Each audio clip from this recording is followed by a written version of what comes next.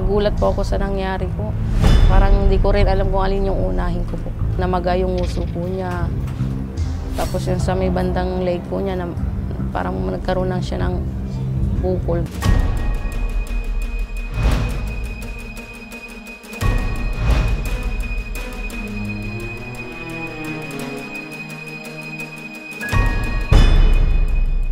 Pinagkakalat ko daw po na bayaran daw po sila kahit wala naman po akong sinasabi.